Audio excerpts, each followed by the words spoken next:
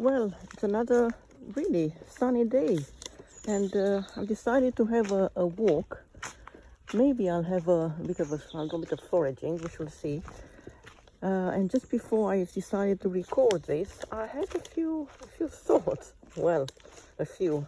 You know what about? About emotional burnout and emotional abuse.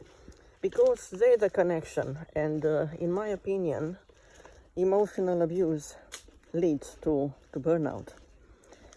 Because I think that metaphorically speaking, emotional abuse is a form of torture.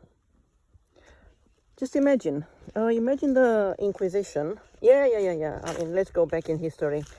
Yes, let's that's so important to revisit historical moments. So important. So let's go back a little bit, and everybody knows, I hope, that during the Inquisition, the torture method have been sort of enhanced, and they reached quite high levels of mastery. So just imagine Inquisition, and imagine people being tortured with acid. Imagine acid being sort of slowly dripped onto the skin.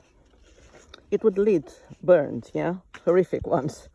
And emotional abuse can work in a similar way. Yes, it does. Don't believe me? Think about yourself and about what you feel now, about moments from your past. You still feel them. You feel them close to you. You still feel as if they are alive. So these are emotional burns. They are soul-level burns. And they're real. And they are damaging.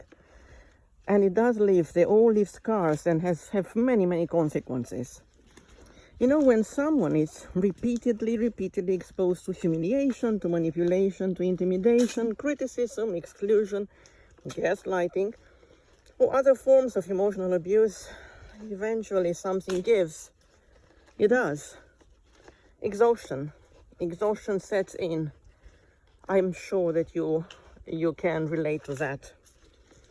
And the confidence, it disappears, no matter how confident you were just a few months ago, a few probably days ago. When something kicks in, it does, and you feel it.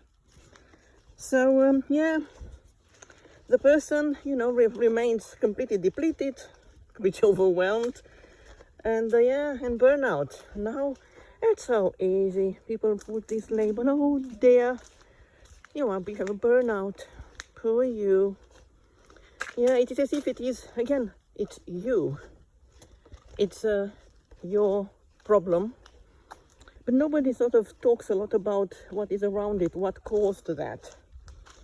And they're telling you to patch yourself up and be more resilient, enhance and strengthen your resilience. That's what many people tell you. And very few people remind you that, burns cannot heal until the acid, that metaphorical acid, keeps dripping.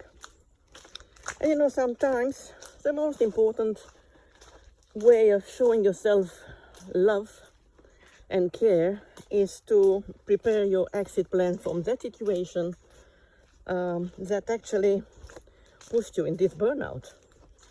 So it's not about going to more yoga classes, more meditation, more Pilates, or more whatever is the latest fashion. It's about really practical steps about exiting whatever created those emotional scars, emotional wounds. So, the straight talk movement, this is what it's all about. It's about truth. Because without stating that truth, you are still in a complete place of delusion and confusion. So it is truth, it is creativity, and it is community. Because we need to name what is happening before we can begin to change it, not ourselves, to change the it that knocked us down. Well, until next time, be well, my friends.